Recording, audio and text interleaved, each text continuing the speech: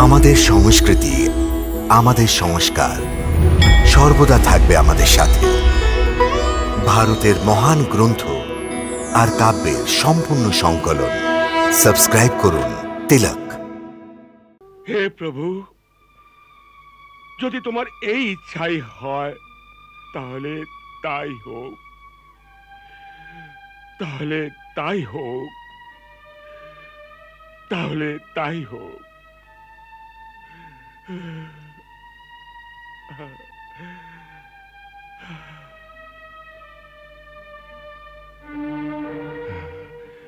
ক্ষমা করবেন অক্রুর মহাশয়, ক্ষমা করবেন অক্রুর মহাশয়।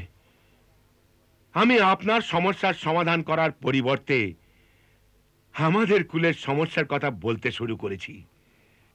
আমার নিজের সমস্যার আদৌ কোনো চিন্তা নেই তাতশ্রী, কারণ সেই সমস্যার সমাধান করবেন যিনি, তিনি মথুরায় স্বয়ং বিরাজমান আছেন। সে তো আমিও জানি,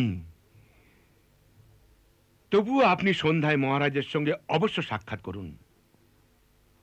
আমি জানি যে উনি আপনার সাহায্য করবেন না, কারণ আপনি মহারানী কুন্তির আত্মীয় হন।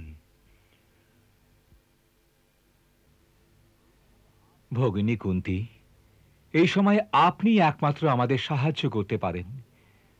আপনি মহারাজকে বোঝাতে পারেন যে আপনার পিত্রালয়ের উপর ঘনায়মান এই সংকটকে অপসারণ করার জন্য ওর আমাদের সাহায্য করা উচিত। আমার সম্পূর্ণ বিশ্বাস যে ওর নির্ণয়ের উপর আপনার কথার প্রভাব অবশ্য পড়বে। যদি এমন হতো তবে কত ভালো হতো, কিন্তু দুর্ভাগ্যবশত আজ এই রাজকুলেতে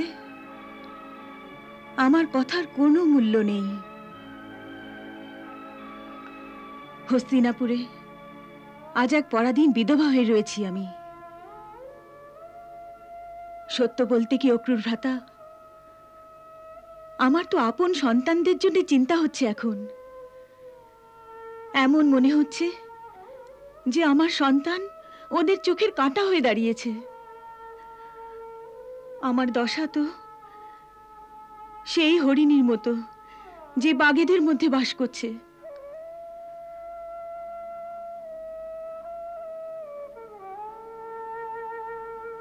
দুর্যোধন তো একদিন আমার ভীমকে মেরেই ফেলেছিল।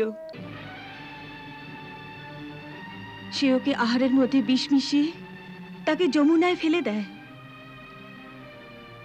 ভীম বলছিল ওকে নাগলোকে নাগেরা বাঁচায়, আর ওর শরীরে সব বিষ বার করে ওকে জীবিত করে ফিরিয়ে দেয়। মহারাজের কাছে এই বিষয়ে আপনি অভিযোগ করেননি? না। কেন? বিদুর ভ্রাতা বারণ করেছিলেন। ওর বক্তব্য যে মহারাজ পুত্রমোহে সত্যি সত্যিই অন্ধ হয়ে গেছেন। উনি দুর্যোধনের বিরুদ্ধে কোনো কথা শুনবেন না, আমার পুত্রকেই দোষী সাব্যস্ত করবেন।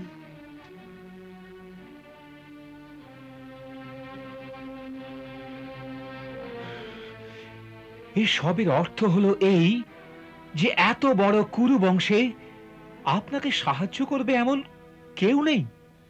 বিদুর ভ্রাতা আছেন, কেবল ওকেই ভরসা করি আমি। মাঝে মাঝে আমি ভাবি যে আমার পিত্রালয়ে কেউ এই অভাগিনীকে কখনো মনে করে কি না। অবশ্য করে, সবাই করে। বিশেষত কৃষ্ণ তো আপনার বিষয়ে সদা সর্বদা চিন্তা করেন ভগিনী। কৃষ্ণ? ছোট ভাই বসুদেবের পুত্র কৃষ্ণ? ওর বিষয়ে নানা বিচিত্র কথা শুনতে পাই। শুনেছি সে কোনো অলৌকিক শক্তি সম্পন্ন বালক। অলৌকিক শক্তি সম্পন্ন বালক?